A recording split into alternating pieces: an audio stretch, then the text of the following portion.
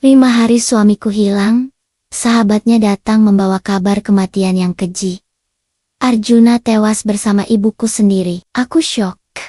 Tapi saat dia menjebakku di hutan, aku sadar, jasad Arjuna tak pernah ada. Siapa yang sebenarnya ingin membunuh dan mengambil alih segalanya?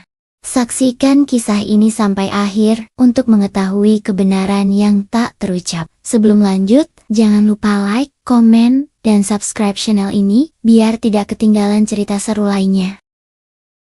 Aku duduk mematung di kursi ruang tamu. Dinginnya marmer lantai seolah menjalar, membekukan seluruh aliran darah di tubuhku. Malam sudah sangat larut. Jam dinding besar yang biasanya berdentang lantang setiap jam, kini bungkam total. Rasanya, benda mati itu pun turut merasakan kebisuan yang mencekik napasku. 5 hari. Tepat 5 hari sudah suamiku, Arjuna, menghilang tanpa meninggalkan petunjuk sedikitpun. Ponsel pintarnya mati. Pesan-pesan yang kutinggalkan hanya berakhir dengan tanda centang berwarna abu-abu. Abai terhadap kekhawatiran yang menggerogoti jiwaku. Mobil sport utility vehicle mewah, bertenaga listrik penuh, keluaran terbaru yang baru ia beli 2 bulan lalu, juga lenyap dari garasi. Aku masih bisa mengingat betapa bangganya Arjuna menunjukkan setiap fitur rumah pintar kami. Sistem kendali pencahayaan, keamanan, bahkan pengaturan suhu ruangan semuanya bisa diatur hanya melalui ponsel andalannya.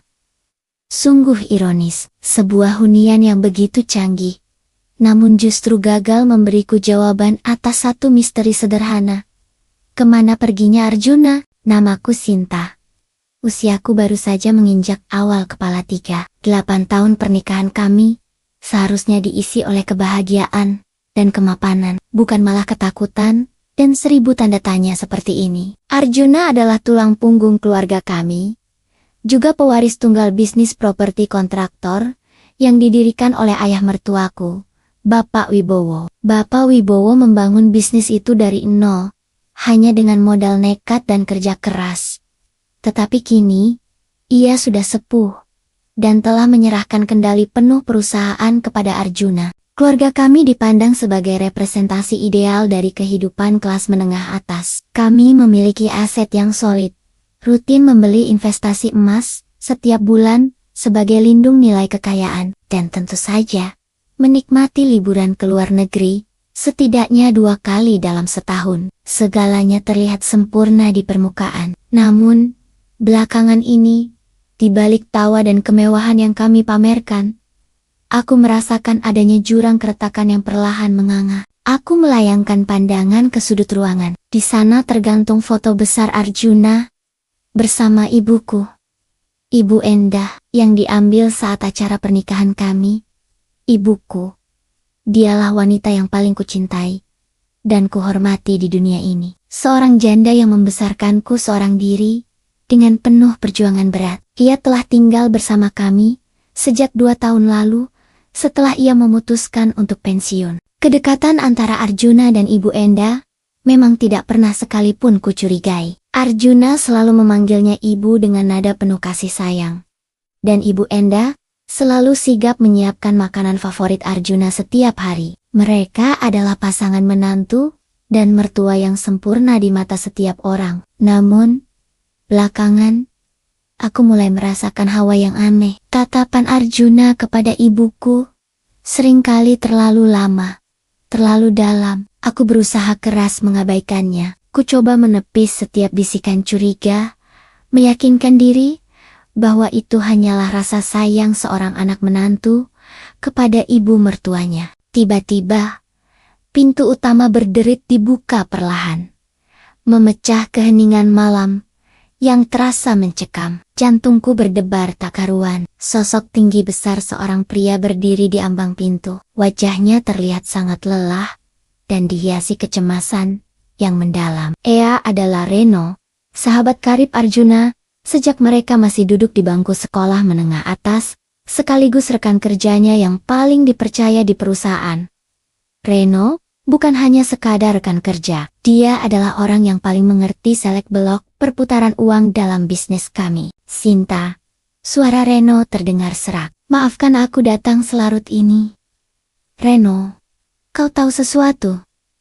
5 hari ini kau kemana saja? Kau tidak pernah menjawab teleponku. Kau tahu betapa khawatirnya aku? Aku berdiri.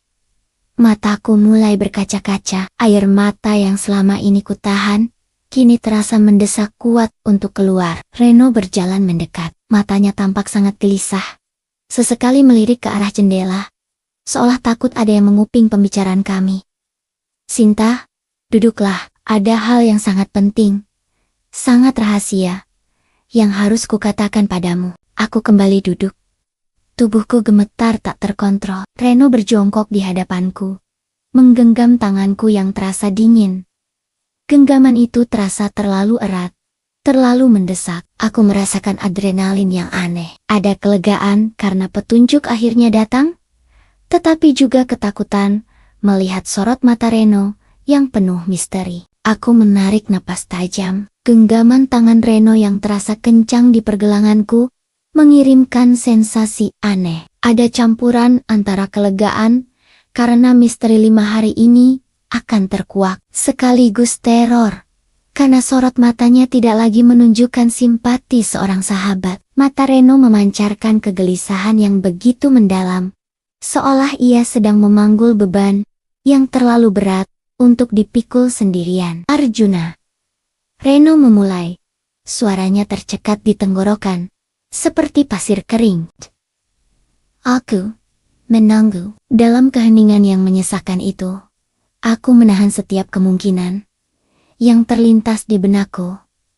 Diculik, lari dari utang, tersesat di perjalanan bisnis. Semua skenario itu lebih masuk akal daripada keheningan Reno yang terasa seperti jerat maut. Arjuna sudah tiada, katanya. Akhirnya, kata-kata itu menghantamku seperti godam baja yang menghancurkan. Anehnya, aku tidak menjerit. Aku tidak menangis histeris. Aku hanya menatap kosong ke wajah Reno, mencoba mencerna kebenaran kejam yang tiba-tiba dilemparkan kepadaku. Otakku menolak memproses informasi itu. Tidak, kau pasti sedang berbohong, bisikku. Suaraku nyaris tak terdengar. Bagaimana bisa? Apa yang terjadi? Kecelakaan. Kenapa tidak ada kabar berita sama sekali? Reno menggeleng pelan. Matanya menyiratkan keputusasaan. Bukan kecelakaan, Sinta. Aku tahu persis di mana jasadnya sekarang. Aku tahu seluruh kebenaran yang terjadi. Tetapi ini akan menghancurkanmu. Aku bersumpah. Kebenaran ini akan merusak seluruh tatanan hidupmu. Ia menarik napas panjang, mencondongkan tubuhnya lebih dekat, lantas berbisik, dengan suara yang nyaris, seperti desahan angin. Aku harus mendengarkan dengan segenap telinga, agar tidak melewatkan satu kata pun. Aku diutus oleh Arjuna. Sebelum dia pergi, dia memintaku untuk menjagamu. Sekarang, aku harus memberitahumu rahasia ini. Reno menekan tanganku lebih erat. Tapi kau harus berjanji, jangan pernah bilang pada siapapun, terutama pada Bapak Wibowo. Ini menyangkut aset warisan bernilai tinggi, yang sekarang tengah diperebutkan habis-habisan oleh keluarga besarnya. Dan juga, ini menyangkut kehormatan. Kehormatan keluarga. Aku menepis tangan Reno dengan kasar.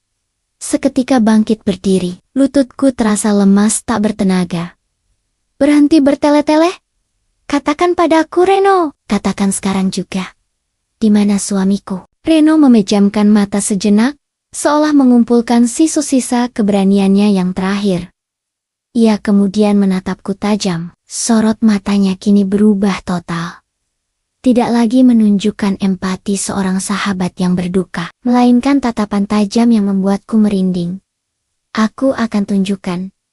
Tapi bukan di sini. Kita harus pergi sekarang juga. Tepat di tengah jam malam, kita akan menggunakan mobilku.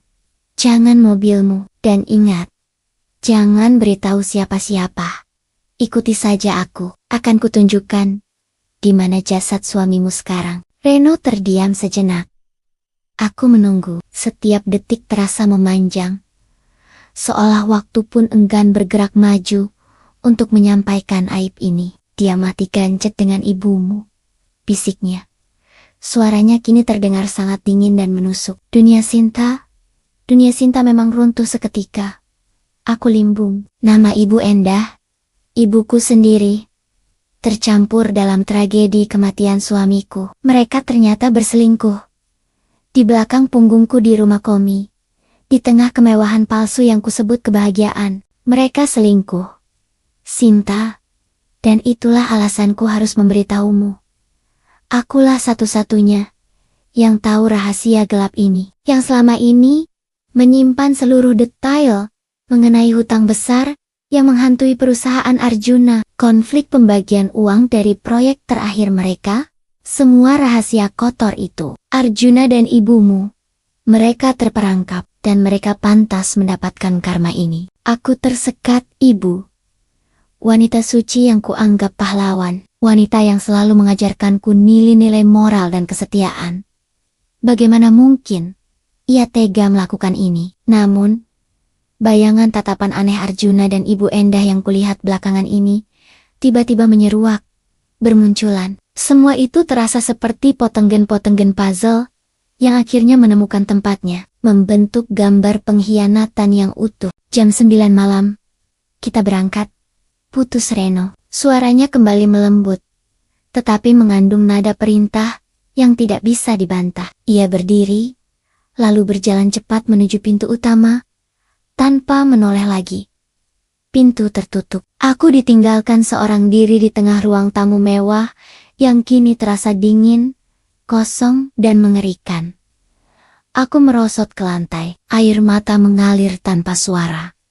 Tenggelam dalam pusaran pengkhianatan yang paling keji dan kotor. Seluruh hidupku terasa seperti kebohongan besar yang ditopang oleh kebohongan lainnya. Aku harus tahu kebenarannya, sesakit apapun kenyataan itu.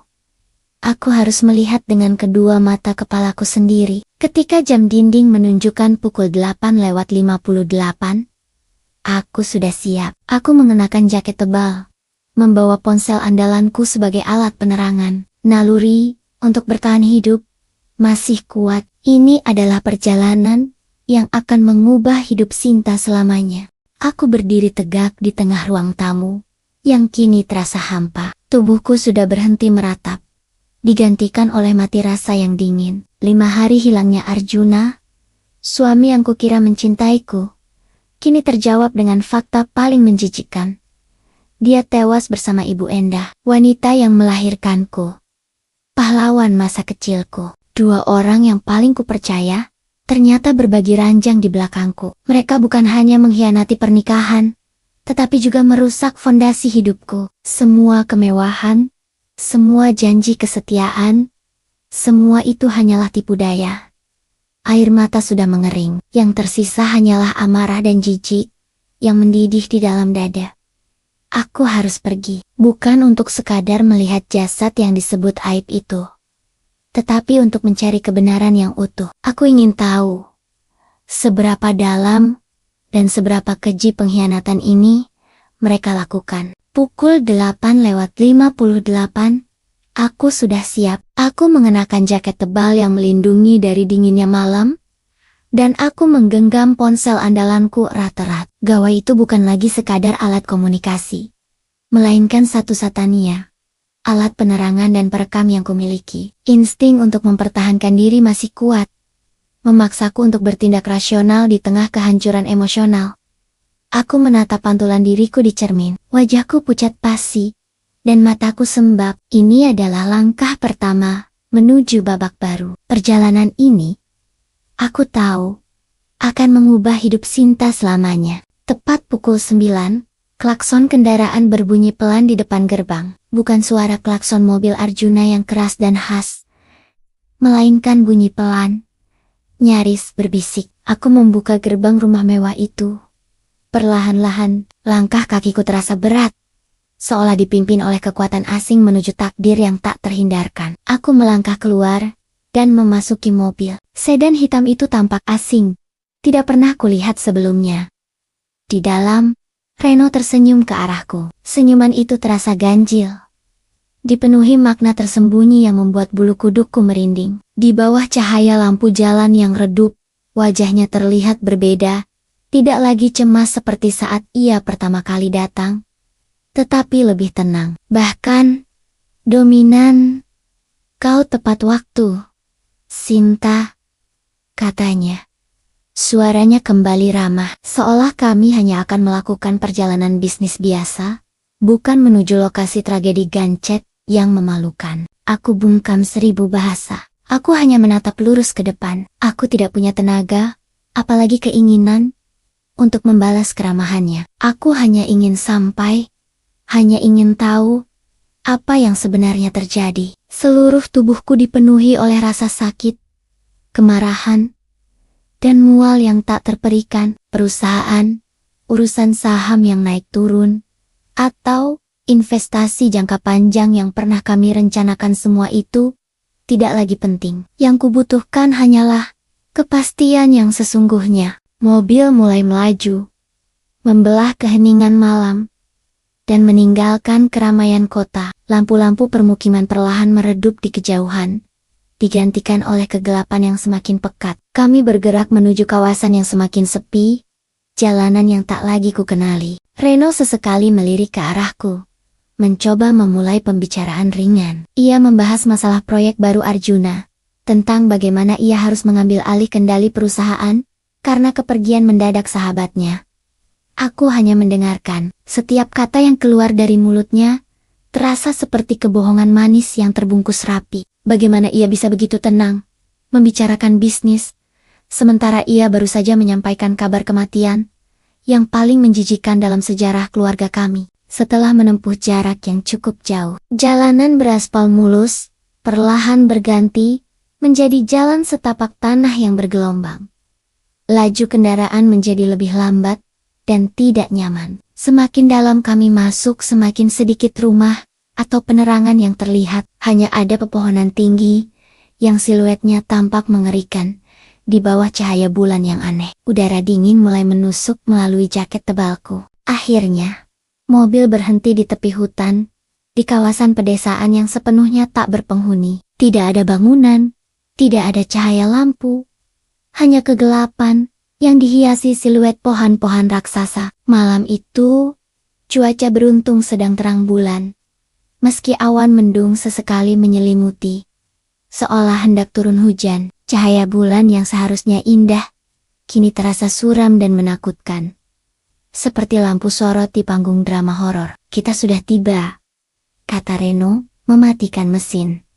Gimana? Tanyaku. Suaraku parau dan penuh ketegangan. Reno tidak menjawab. Ia hanya meraih lenganku dengan cengkraman kuat, menarikku keluar dari kendaraan. Genggaman itu berbeda, mengandung paksaan yang tak terbantahkan. Ikuti saja aku, serunya. Suaranya kini mengandung ancaman tersembunyi, yang membuat jantungku mencelos. Kami berjalan menembus semak-semak, semakin jauh dari jalan setapak.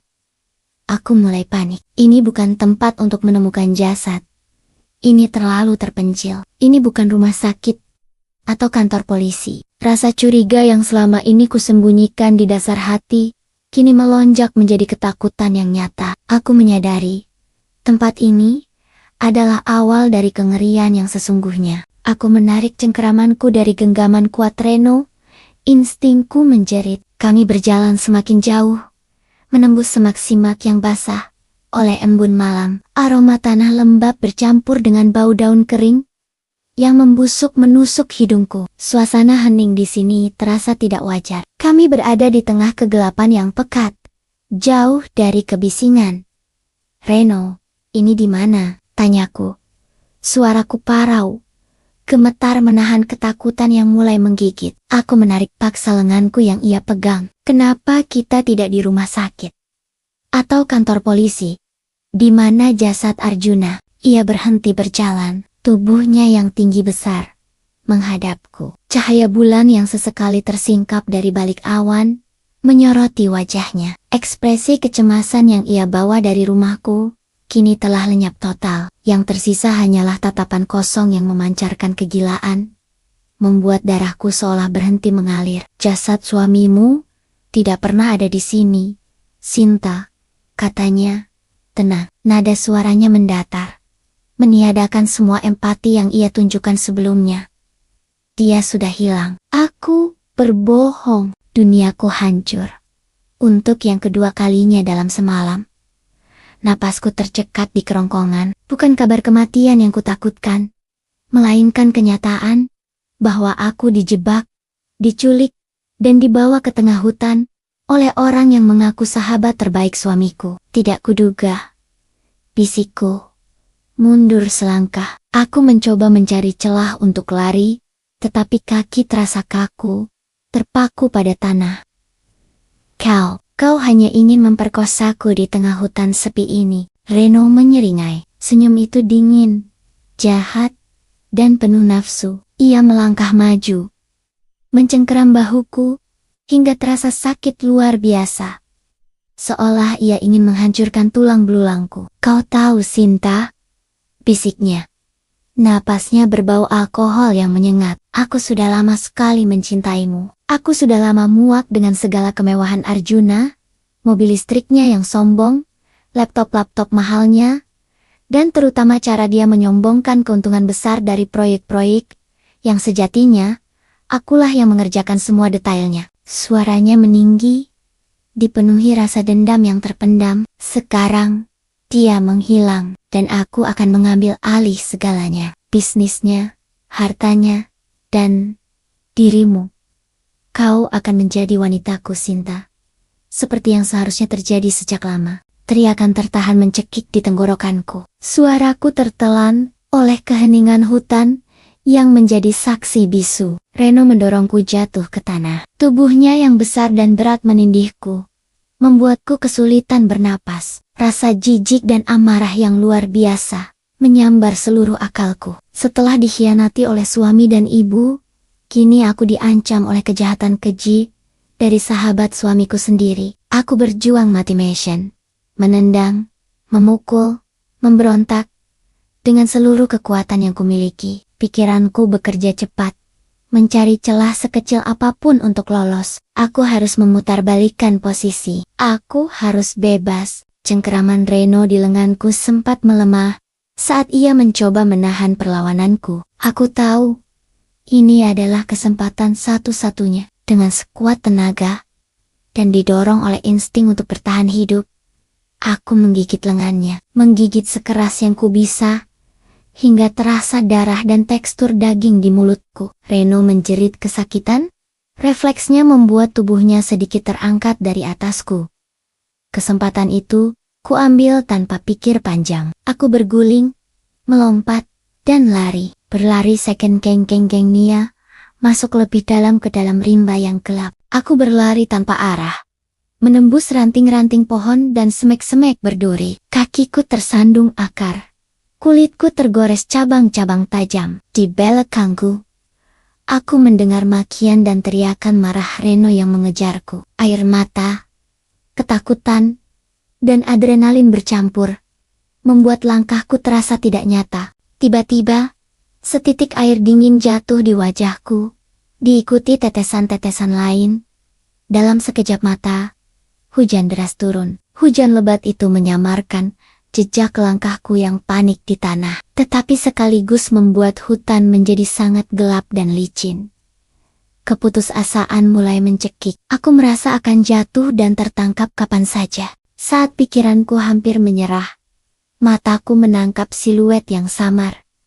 Sebuah bangunan besar, tua, dan gelap. Ia menjulang misterius di antara kerumunan pepohonan. Rumah tua yang terbengkalai. Aku mengerahkan sisa tenaga terakhirku, berlari menuju bangunan itu, menerobos pagar kayu yang telah roboh. Aku mendobrak pintu depan yang sudah lapuk, masuk, dan menutup pintu di belakangku sekuat tenaga. Tubuhku bersandar di daun pintu, terengah-engah. Detak jantungku berpacu kencang, menuntut istirahat. Aku selamat, setidaknya. Untuk saat ini, aku aman di dalam rumah aneh, tua, dan pengap ini. Di luar, suara hujan menderu-deru, menenggelamkan suara teriakan Reno, yang mungkin masih mencariku. Aku menyalakan senter dari ponsel pintarku. Cahaya lemahnya menyapu ruangan yang luas, berdebu, dan penuh sarang laba-laba. Disinilah kengerian yang sesungguhnya akan berganti menjadi penemuan. Aku bersandar di balik pintu yang rapuh. Napasku tersengal-sengal. Setiap hembusan terasa berat dan menyakitkan di dada. Di luar, hujan turun seperti dicurahkan dari langit. Suaranya menderu-deru, cukup keras untuk menenggelamkan suara teriakan atau makian Reno yang mungkin sedang mencariku. Aku bersyukur, setidaknya, untuk sementara waktu, aku berhasil melepaskan diri dari cengkeraman laki-laki bejat itu. Aku menyalakan senter dari ponsel pintarku. Cahaya kecil itu menyapu ruangan yang luas dan berdebu. Udara di dalam rumah ini terasa pengap, berbau apek. Campuran antara kayu lapuk dan kelembapan yang dingin. Dinding-dindingnya ditutupi sarang laba-laba tebal. Perabotan lama di sekelilingku ditutupi kain putih besar. Terlihat seperti hantu-hantu bisu yang berdiam diri. Meskipun menyeramkan, rumah tua ini adalah satu-satunya benteng pertahananku di tengah hutan gelap. Saat cahaya senterku menyusuri ruangan, aku menemukan sesuatu yang ganjil. Di tengah kekacauan dan tumpukan debu, ada sebuah peti kayu berukuran besar. Peti itu terbuat dari kayu jati, diukir dengan detail rumit yang nyaris tak terlihat karena lapisan debu yang sangat tebal. Peti itu tampak mencolok, sangat tidak serasi dengan perabotan tua lain yang ada di sini. Peti itu terkunci. Gembok kuno yang menguncinya tampak kokoh dan menantang. Rasa penasaran yang dipicu oleh naluri untuk bertahan hidup dan kebutuhan mendesak untuk melarikan diri dari masa laluku yang hancur perlahan mengalahkan rasa takutku. Kenapa di tengah rumah terbengkalai seperti ini ada peti kayu yang begitu dijaga? Aku melangkah maju, mendekati peti itu. Setiap langkah kakiku di lantai kayu yang lapuk menimbulkan bunyi derit yang nyaring, membuatku menahan napas. Aku menoleh ke pintu, memastikan suara itu tidak menarik perhatian Reno.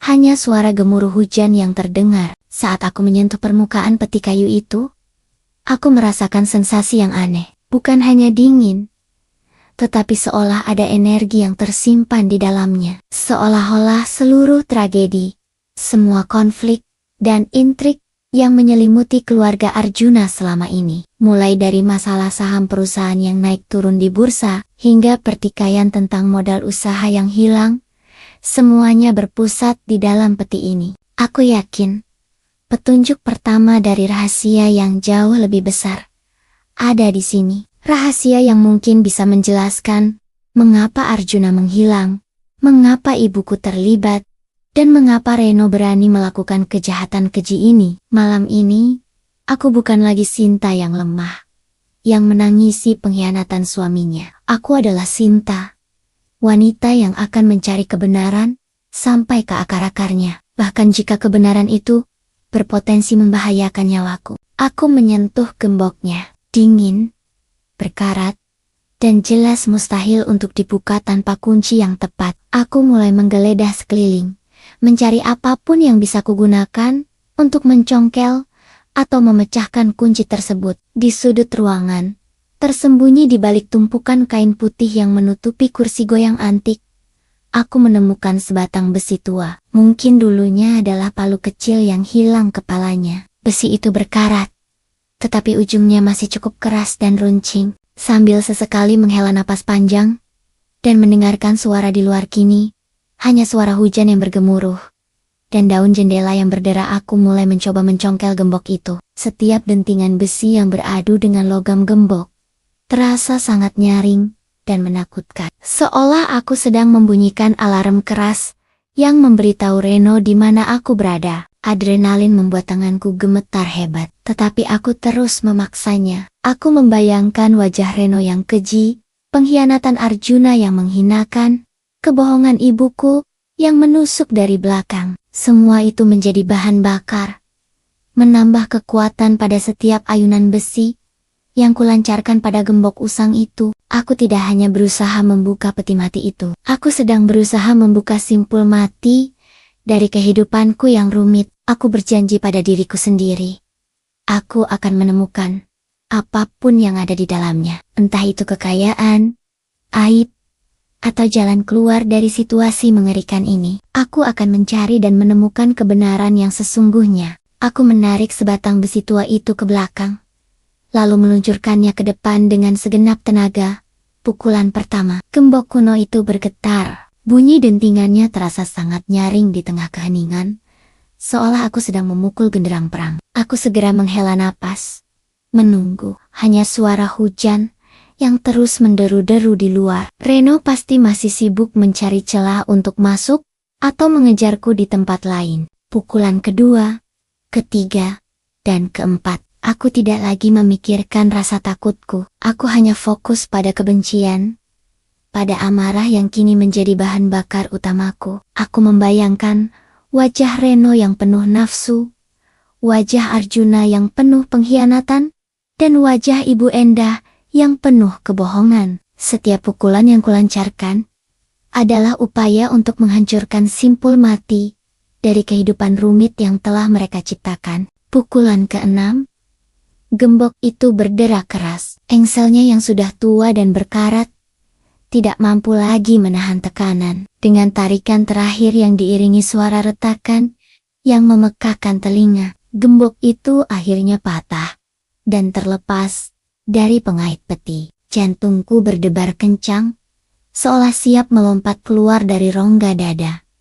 Aku segera membuka tutup peti itu. Bau apak dan aroma kertas tua langsung menyeruak kuat, menusuk hidung. Aku menyalakan senter ponsel pintarku dan mengarahkan cahayanya ke dalam. Di dalamnya, aku tidak menemukan harta karun berupa emas batangan atau perhiasan berkilauan seperti yang mungkin dibayangkan orang. Sebaliknya, peti itu dipenuhi tumpukan berkas, dokumen legal, dan beberapa buku jurnal tebal. Ini bukan harta benda biasa, ini adalah dokumen-dokumen rahasia. Aku mulai membalik-balik isinya dengan tergesa-gesa, berusaha mencari tahu kaitan semua ini dengan tragedi yang kualami. Aku menemukan sertifikat kepemilikan saham dalam sebuah perusahaan holding yang namanya tidak pernah kudengar. Perjanjian kredit bank dalam jumlah fantastis yang jauh melampaui batas utang besar yang menghantui perusahaan Arjuna, dan yang paling mengejutkan adalah surat wasiat yang ditulis tangan oleh Bapak Wibowo, ayah mercuaku. Surat wasiat itu bertanggal 5 tahun yang lalu. Isinya sangat gamblang dan eksplisit. Seluruh aset warisan bernilai tinggi, termasuk properti utama kami, kepemilikan mayoritas dalam bisnis keluarga, dan seluruh investasi emas yang selama ini tersimpan di bank tidak akan jatuh ke tangan Arjuna sebagai anak tunggal, melainkan semua itu akan diwariskan kepada seorang kerabat jauh yang namanya telah disensor menggunakan tinta hitam tebal apabila Arjuna meninggal dalam keadaan aib atau tercela. Tepat di bawah klausul tersebut, ada catatan tambahan yang ditulis dengan tinta berwarna merah darah. Isinya, rumah ini adalah kunci dan bukti dari aib itu. Tanganku gemetar hebat memegang kertas itu. Jadi, kematian Arjuna, atau setidaknya kepergiannya, yang disengaja telah direncanakan, atau setidaknya sudah diantisipasi oleh Bapak Wibowo sejak lama. Ini menjelaskan mengapa seluruh keluarga besar Arjuna selalu diliputi konflik pembagian uang dan aset. Rupanya mereka semua tahu tentang keberadaan surat wasiat ini, dan berlomba-lomba untuk menemukan kunci yang disebut-sebut itu. Rumah tua ini adalah kunci, dan aku, Sinta, kini memegangnya. Aku tersentak. Arjuna dan Ibu Endah bukan hanya mengkhianatiku, tetapi mereka berdua telah menjadi bagian dari skenario besar, perebutan kekayaan yang diantisipasi oleh Bapak Wibowo. Aku terus menggedek-aduk isai pedi. Di bagian paling bawah, aku menemukan 2 buku jurnal tebal. Jurnal pertama berbalut kulit berwarna hitam, bertuliskan inisial AW.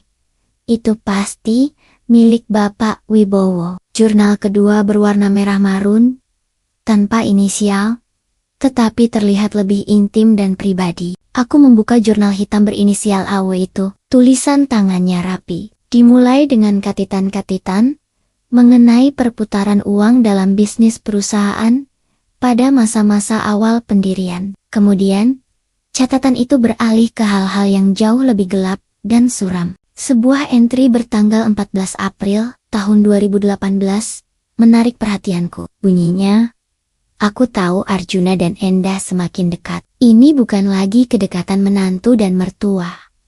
Aku melihat tatapan Arjuna. Aku melihat Endah mengizinkannya. Itu aib-aib yang akan merusak nama keluarga dan menghancurkan semua yang telah kubangun. Aku harus melindungi warisan ini. Sinta tidak boleh tahu. Dia terlalu polos, tapi aku harus memastikan dialah yang akhirnya mendapatkan keadilan." Aku tersentak.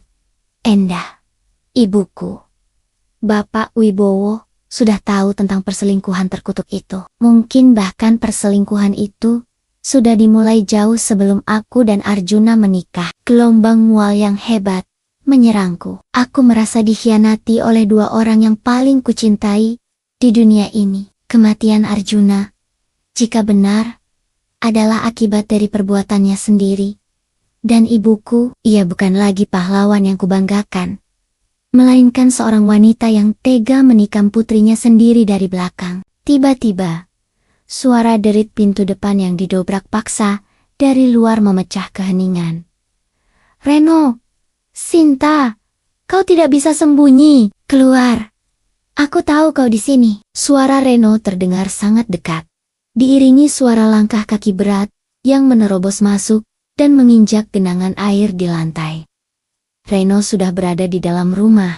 Aku melambat, terkejut luar biasa. Suara pintu yang didobrak paksa dan teriakan serak Reno membuat adrenalin kembali membanjiri seluruh tubuhku. Aku masih memegang jurnal hitam milik Bapak Wibowo di satu tangan, sementara tangan lain memegang senter ponsel. Kertas-kertas wasiat dan sertifikat saham berserakan di sekitar peti kayu yang sudah terbuka. Tidak ada waktu untuk berpikir. Aku tidak boleh tertangkap. Aku segera memadamkan cahaya ponsel pintarku. Kegelapan total menyelimutiku, hanya diterangi oleh kilat sesekali yang memantul dari jendela kotor. Aku merangkak dengan cepat, menarik diri dari area peti, mencari tempat bersembunyi. Mataku terbiasa dengan kegelapan. Aku melihat siluet lemari kayu tinggi yang berdiri di sudut. Itu adalah satu-satunya tempat yang kupikir bisa menyembunyikanku. Aku bergerak seperti bayangan, bersembunyi di balik lemari. Aku menahan napas, berusaha sebisa mungkin untuk tidak membuat suara sedikit pun, bahkan suara isakan tangis yang kini tertahan di tenggorokan. Suara langkah kaki berat Reno semakin mendekat. Ia berjalan perlahan, menginjak lantai kayu yang basah. Bunyinya berderak menyeramkan, seperti langkah kaki raksasa yang siap menghancurkan. "Sinta, jangan main-main. Aku tahu kau di sini." "Itu sia-sia," teriaknya. Suaranya dipenuhi amarah yang membara dan putus asa. "Kau pikir bisa lari dariku setelah apa yang kau lihat di dalam peti itu? Bodoh, kau sudah melihat terlalu banyak, Sinta. Sekarang, keluarlah baik-baik." Aku bisa merasakan kehadirannya yang semakin dekat, sangat dekat. Aku meringkuk, memeluk lututku erat-erat. Di tanganku, aku masih memegang dua jurnal tebal itu. Jurnal hitam Bapak Wibowo dan jurnal merah marun yang belum kubuka. Reno berhenti. Aku bisa mendengar ia mengendus-endus, mungkin mencium bau parfumku atau bau hujan yang menempel di jaketku. Ia pasti sudah melihat peti kayu yang terbuka itu. "Sialan," raungnya. Terdengar suara tendangan yang menghantam peti kayu dengan keras, membuat seluruh ruangan bergetar. "Kau membukanya. Kau sudah melihat semuanya. Mana dokumen-dokumen itu? Kembalikan. Itu adalah warisanku." "Warisan?" Jadi, Reno juga termasuk salah satu kerabat jauh yang namanya disensor di surat wasiat Bapak Wibowo. Seluruh akal sehatku menolak memprosesnya. Tetapi ini adalah satu-satunya penjelasan atas semua kejahatan yang terjadi. Ia menjebakku, ia menculikku, dan ia memalsukan kematian Arjuna hanya untuk mendapatkan warisan bernilai tinggi. Saat Reno sibuk menggeledah area peti menggahakek tumpukan berkas yang jatuh ke lantai, aku memanfaatkan kesempatan emas ini. Sambil gemetaran, Aku membuka buku jurnal merah marun itu. Jurnal itu terlihat lebih kecil dari yang pertama. Mungkin milik Ibu Enda. Atau bahkan Arjuna sendiri. Aku harus segera mencari petunjuk. Aku tidak punya waktu lama. Sambil bersembunyi, aku mengarahkan ponselku ke jurnal. Menyalakan senter hanya dengan sedikit cahaya redup. Memastikan tidak ada pantulan yang terlihat. Aku membalik-balik halaman jurnal dengan jari-jari yang kaku. Jurnal itu diisi dengan tulisan tangan bersambung yang rapi, milik Arjuna. Isinya bukan tentang cinta atau perselingkuhan, melainkan catatan rahasia dan rencana licik yang ia susun. Sebuah entry tanpa tanggal, yang ditulis dengan tinta yang berbeda. Menarik perhatianku. Rencana A, pelarian sempurna. Dengan skenario kematian Aib dan bantuan Endah, kami akan bertemu di safe house utama. Koordinat 975 Alpha. Di balik air terjun kecil, Reno akan menyelesaikan urusan asuransi dan warisan. Lalu ia akan menyusul kami dalam waktu 4 hari. Setelah itu, Endah akan kembali ke Sinta untuk membujuknya agar menyerahkan sisa dokumen yang belum diurus. Mataku membelalak lebar, membaca kalimat itu berulang kali. Skenario kematian Aib? Arjuna akan bertemu di safe house? Reno akan menyusul mereka? Jadi, Reno tidak hanya memalsukan kematian, tetapi ia juga berencana untuk membunuhku, agar ia bisa mendapatkan semua harta kekayaan itu. Aku tercekat. Arjuna dan Ibu Endah ternyata masih hidup. Mereka bersekongkol dengan Reno. Mereka semua bekerja sama, merencanakan semuanya. Mereka tidak mati gancet, melainkan pura-pura tewas, agar wasiat Bapak Wibowo yang berisi klausul kematian Aib itu bisa aktif, sehingga Reno, sang kerabat jauh, bisa mengklaim aset warisan itu, lalu membagi 2 keuntungan dengan Arjuna dan Ibu Endah. Ketemu! Seru Reno tiba-tiba. Terdengar bunyi kertas robek. Aku mendapatkan sertifikat kepemilikan saham itu. Saat ia berteriak kegirangan, aku menyadari bahwa ini adalah kesempatan terakhirku. Aku mencengkeram jurnal merah marun itu erat-erat, menyelipkannya ke balik jaket tebalku. Aku tahu kemana aku harus pergi.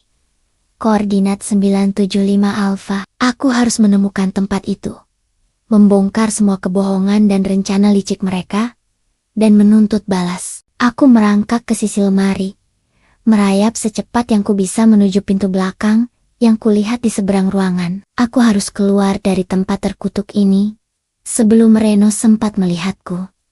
Aku tidak menunggu lebih lama lagi. Teriakan Reno yang marah karena menemukan peti kayu terbongkar dan dokumen-dokumen penting yang hilang adalah suara yang paling kunantikan. Itu adalah pengalih perhatian yang sempurna. Dengan segenap keberanian yang tersisa, aku merangkak ke samping lemari kayu tua, bergerak merayap di atas lantai kayu yang licin, menuju pintu belakang yang kulihat samar-samar. Setiap gerakan terasa lambat dan memakan waktu. Aku harus menahan diri untuk tidak membuat suara, terutama ketika aku melewati genangan air di lantai yang basah, karena hujan yang masuk dari sela-sela jendela yang rusak. Di tanganku, aku mencengkeram erat jurnal merah marun, milik Arjuna, yang berisi koordinat rahasia, 975 Alpha.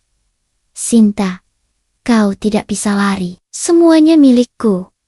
Warisan Wibowo adalah hakku. Raungan Reno terdengar lagi, kini lebih dekat. Seolah ia mulai sadar bahwa aku tidak ada di sekitar peti. Aku mencapai pintu belakang. Pintu kayu itu terasa dingin dan usang. Engselnya tampak hampir lepas. Aku memutar kenopnya. Perlahan-lahan, nyaris tak bersuara. Suara kenop berputar pelan di tengah dentuman hujan yang menggila di luar. Dengan tarikan napas terakhir, aku mendorong pintu itu terbuka dan menyelinap keluar. Di luar, kegelapan malam terasa dingin menusuk tulang. Disiram air hujan yang lebat. Aku tidak peduli. Aku berlari, meninggalkan rumah tua itu yang kini menjadi saksi bisu kejahatan dan pengkhianatan. Aku berlari secepatnya menuju pepohonan, menghilang di balik kerumunan semak-semak. Di saat berlari inilah, kebenaran tentang Arjuna dan Ibu Endah menghantamku dengan kekuatan penuh. Mereka masih hidup, mereka tidak mati gancet, melainkan sengaja memalsukan kematian, menciptakan aib terburuk, agar wasiat Bapak Wibowo terpicu. Wasiat itu mengalihkan aset properti bernilai tinggi kepada kerabat jauh, Reno, yang ternyata adalah kaki tangan mereka. Rencananya, Reno akan menyelesaikan seluruh klaim warisan dan asuransi kematian, mengambil seluruh keuntungan, lalu membagi-bagi uang itu. Setelah menyusul Arjuna dan ibuku di safe house, air mataku bercampur dengan air hujan. Pengkhianatan ini bukan hanya soal cinta, tetapi soal uang. Mereka menjadikan diriku pion, alat untuk menipu dan mengeruk keuntungan besar. Ibuku, wanita yang melahirkanku, ternyata tega menjualku, merusak kehidupanku, demi beberapa lembar saham. Perasaan jijik dan benci terhadap mereka bertiga kini jauh lebih besar daripada rasa takutku kepada Reno. Aku berhenti di bawah pohon besar yang daunnya cukup lebat untuk memberikan perlindungan sementara dari guyuran air hujan. Aku menyalakan ponsel pintarku, membuka aplikasi penunjuk arah, dan memasukkan koordinat yang kutemukan di jurnal Arjuna. Ponselku menunjukkan lokasi yang jauh, tersembunyi di balik sebuah bukit yang harus kudaki. Perjalanan itu terasa sangat berat. Hujan membuat tanah menjadi lumpur yang lengket dan licin. Sepatuku tersangkut berkali-kali, membuatku nyaris terjatuh. Namun, aku terus memaksa diriku bergerak. Aku tidak boleh menyerah. Jika aku berhenti, Reno pasti akan menemukanku. Dan jika itu terjadi, Reno tidak akan segan-segan untuk menghabisiku. Aku terus bergerak, dipandu oleh cahaya redup dari ponsel. Perasaanku berdenyut-denyut. Aku tidak lagi merasa takut pada kegelapan atau keheningan hutan yang menyeramkan. Rasa benci dan keinginan untuk membalas dendam telah menggantikan semua ketakutanku. Aku ingin melihat ekspresi wajah mereka ketika aku muncul di hadapan mereka. Arjuna, Ibu Endah, dan Reno, yang kini tengah merayakan kesuksesan rencana jahat mereka. Setelah berjalan kaki selama hampir 1 jam, menembus rintangan semak dan lumpur tebal yang terasa tiada akhir, aku mulai mendengar suara yang berbeda. Bukan suara gemuruh hujan, melainkan suara air terjun yang jatuh. Semakin dekat aku berjalan, suaranya semakin keras, seolah memberikan isyarat bahwa aku telah mencapai tempat yang benar. Aku tiba di sebuah sungai kecil yang arusnya cukup deras akibat hujan lebat. Di seberangnya menjulang sebuah tebing batu yang ditutupi oleh pepohonan rindang, dan tepat di tengah tebing itu ada air terjun kecil yang curam. Airnya mengalir deras, memecah batu-batu besar di bawahnya. Koordinat yang diberikan Arjuna adalah 9 Tugulemalva.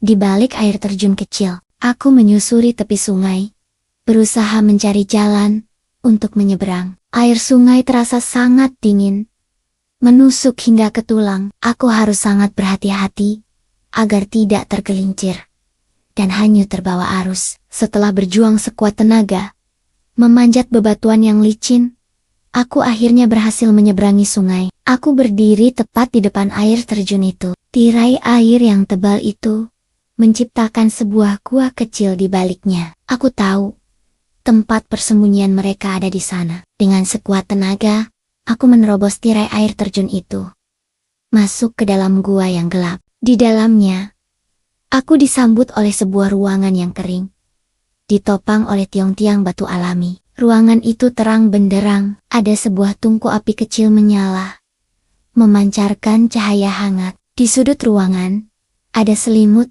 dan beberapa ransel, menunjukkan bahwa tempat ini sudah dihuni. Aku menajamkan pandanganku. Tepat di samping tungku api, duduk seorang wanita yang tengah menyeruput teh hangat dari cangkir. Wanita itu menoleh, wajahnya yang familiar, tetapi kini dipenuhi rasa terkejut dan ketakutan yang luar biasa, membuatku tersentak. "Ibu," bisikku. Suaraku dipenuhi kepedihan dan amarah yang luar biasa. "Aku tahu segalanya. Kenapa kau tega melakukan ini padaku?" Aku berdiri di pintu masuk gua, masih basah kuyup.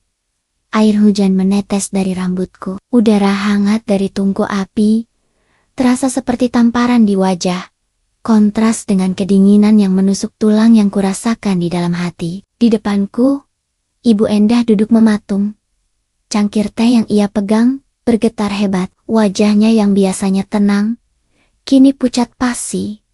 Matanya memancarkan ketakutan yang murni. Ketakutan itu bukan karena aku akan menangis atau memohon, tetapi karena aku telah mengetahui kebenaran yang busuk. Ibu, ulangku. Kali ini, suaraku terdengar serak, dipenuhi kepedihan yang tak tertahankan. Kenapa kau tega melakukan ini padaku? Mengapa? Setelah semua yang kuberikan, setelah semua perjuangan yang kau ceritakan padaku, inikah akhirnya? Ibu Endah mencoba berdiri, tetapi kakinya tampak lemas. Sinta, dengarkan ibu, ini tidak seperti yang kau pikirkan. Tolong, jangan berteriak. Arjuna, dia tidak mati bu, dia tidak mati gancet, seperti yang Reno katakan, potongku. Suaraku meninggi, memecah keheningan gua, yang semula hanya diisi oleh suara air terjun. Kau dan Arjuna bersekongkol, kalian memalsukan kematian, menciptakan aib terburuk, agar wasiat kakek Arjuna terpicu. Kalian berdua menjadikan Reno perantara untuk mengambil seluruh aset properti bernilai tinggi itu. Lalu kalian akan hidup bahagia dengan keuntungan besar itu di suatu tempat. Aku melemparkan jurnal merah marun milik Arjuna ke lantai. Kertas-kertas di dalamnya berhamburan. Semua rahasia kalian ada di sini, Bu. Koordinat persembunyian. Rencana pelarian sempurna. Kalian menjadikan aku umpan, Bu. Umpan untuk diserahkan kepada Reno. Ibu Endah tersungkur kembali ke tempat duduknya. Ia menyembunyikan wajah di balik kedua telapak tangannya. Terisak pelan. Namun, isakannya terdengar seperti kebohongan lain di telingaku. Tidak, nak. Kau salah. Kami tidak ingin menjadikanmu umpan, katanya. Suaranya tercekat. Ini semua ide Arjuna. Dia yang merencanakan skenario kematian aib itu. Dia yang menyuruh ibu bersekongkol dengannya. Dia bilang, jika tidak ada cara lain, kita akan kehilangan segalanya. Kehilangan apa? Aku melangkah maju. Kakiku menginjak tepi jurnal yang kulempar. Kita punya segalanya, Bu. Kau punya aku. Arjuna punya bisnis besar. Kau tidak mengerti. Ibu Endah mengangkat wajahnya. Kini matanya menatapku dengan tatapan yang menyiratkan keputusasaan yang tidak bisa kuelak. Perusahaan Arjuna bangkrut. Sinta, bukan hanya utang besar yang menghantui, tetapi ada tuntutan hukum yang melibatkan pemalsuan dokumen tender yang akan membuat Arjuna dipenjara seumur hidup.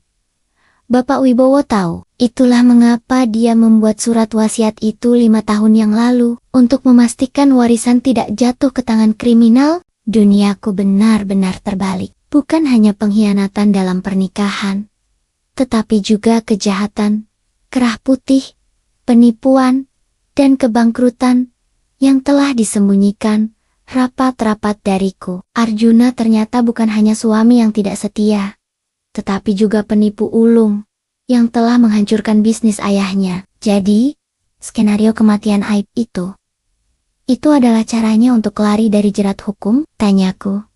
Suaraku kini sangat pelan, nyaris berbisik. Dan kau membantunya, Bu. Ibu tidak punya pilihan lain, bentaknya.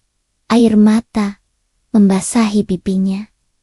Arjuna mengancam akan melibatkanmu. Dia bilang, jika ibu menolak, dia akan membuat skenario seolah kau yang terlibat dalam pemalsuan dokumen itu. Dia bilang, dia akan memastikan kau yang dipenjara.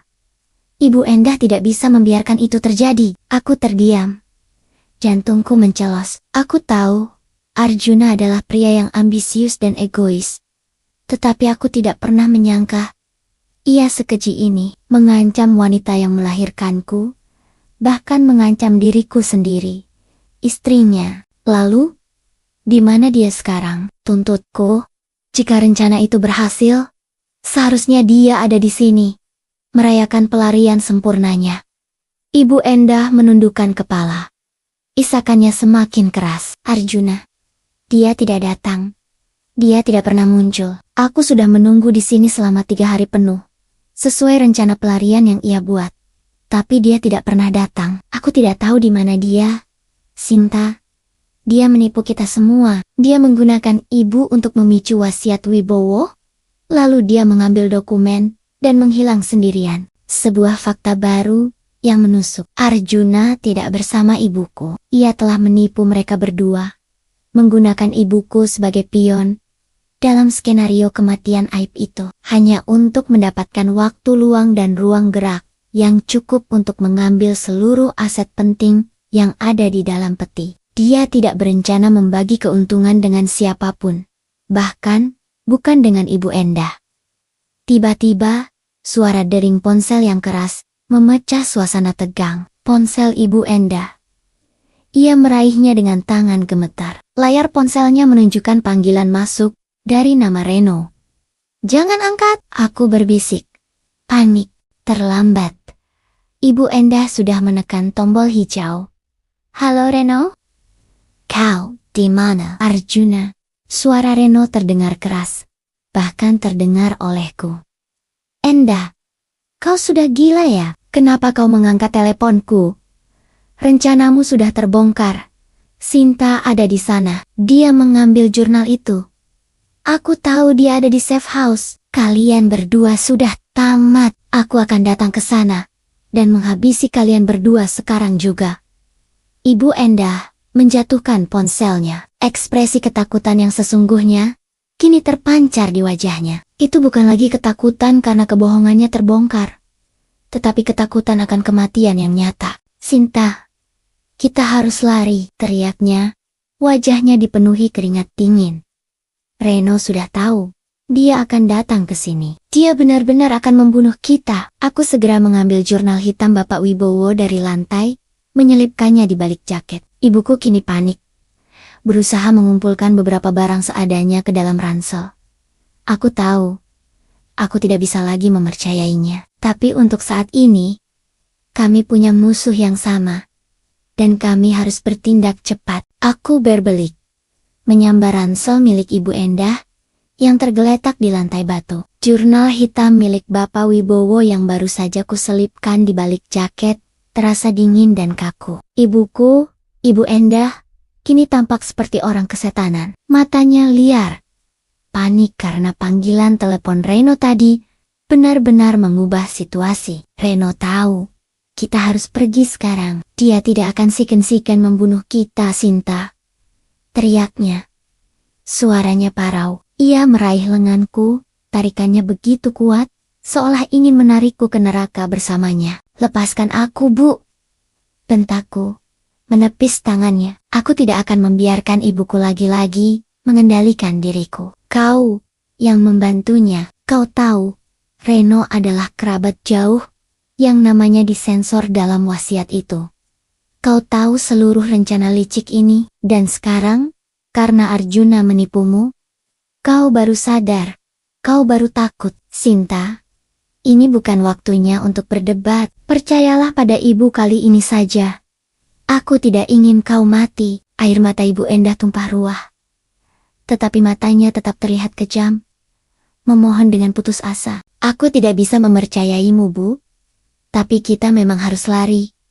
Aku menarik napas, mengatur emosiku sejenak. Aku harus berpikir jernih. Di satu sisi, ibuku adalah pengkhianat terburuk. Di sisi lain, dia adalah satu-satunya orang yang saat ini tahu persis selak-belak rencana jahat mereka. Dan yang paling penting, dia adalah ibuku. "Baik, kita pergi. Tapi kau di depan. Kau harus tunjukkan jalan keluar tercepat dari tempat terkutuk ini." Putusku, aku membiarkan ibuku memimpin. Kami berdua segera menerobos tirai air terjun. Dinginnya air kembali mengguyur tubuhku. Aku sempat terhuyung saat keluar dari celah sempit itu. Di belakang kami, suara gemuruh air terjun yang terus menderu-deru, seolah menjadi musik yang menemani pelarian kami. Ibu Endah tidak lagi peduli pada kehati-hatian. Ia berlari kencang, menyeberangi sungai kecil yang arusnya semakin deras, melompati bebatuan licin, tanpa peduli keselamatannya. Aku mengejarnya dari belakang, menjaga jarak aman, tetapi memastikan aku tidak kehilangannya. Aku tahu betul, ini adalah kesempatan terakhirku untuk mendapatkan kebenaran utuh dari mulutnya. Kita ke mana, Bu? Tanyaku saat kami mencapai tepi hutan yang merupakan rute darurat yang disiapkan oleh Arjuna. Ki arah sana, ada jalan setapak kecil yang menuju ke perkampungan terdekat. Kita bisa mencari bantuan dari sana, serunya, menunjuk ke arah timur. Ke balik rimbunnya pohon pinus tinggi. Kami berlari menembus hutan yang gelap gulita. Hujan masih turun, membuat tanah semakin lembab dan licin. Aku tidak lagi mengandalkan ponselku untuk penerangan. Cahayanya terlalu berisiko, bisa menarik perhatian Reno yang mungkin sudah tiba di safe house. Aku hanya mengandalkan cahaya kilat yang sesekali membelah langit. Aku berusaha mengimbangi langkah ibuku. Wanita itu berlari dengan kecepatan yang mengejutkan, seolah ia sudah terbiasa dengan medan berat ini. Bu, berhenti. Aku harus tahu, seruku, berusaha mengejar. Kenapa Reno yakin Arjuna sudah mati? Bagaimana kalian memalsukan kematian Aib itu? Ibu Endah berhenti mendadak di bawah bayangan pohon besar. Ia menoleh. Wajahnya penuh lumpur dan air mata. Tetapi matanya memancarkan ketakutan yang sesungguhnya. Kami menggunakan tubuh palsu, Sinta, bisiknya. Napasnya tersengal-sengal. Reno yang mengurusnya. Dia mengambil jasad dari rumah sakit jiwa di luar kota. Orang-orang yang tidak lagi punya keluarga dan sudah dicap mati. Reno memodifikasi tubuhnya, mencocokkan ciri-cirinya, lalu membakarnya dengan mobil Arjuna di sebuah tebing terpencil, membuatnya siola tewas dalam kecelakaan memalukan dengan seorang wanita, dengan ibumu. Itu sempurna, itu sangat keji. Aku bersandar di pohon, berusaha menahan rasa mual yang hebat. Kejahatan mereka sungguh luar biasa, penuh intrik yang tidak bisa kubayangkan. Memalsukan kematian dengan cara yang sangat keji, hanya demi uang. Tapi kenapa Reno mau membantu mereka? Dia tahu warisan itu akan dibagi-bagi setelah dia menyusul kalian, kan? Tanyaku. Masih tidak mengerti motif Reno yang sesungguhnya. Reno berbohong. Dia tidak pernah berencana untuk membagi warisan itu dengan kami. Ibuku kini menatapku dengan mata memohon. Reno adalah pembunuh, Sinta. Dia yang merencanakan segalanya. Dia yang menjebak Arjuna dan Ibu Endah.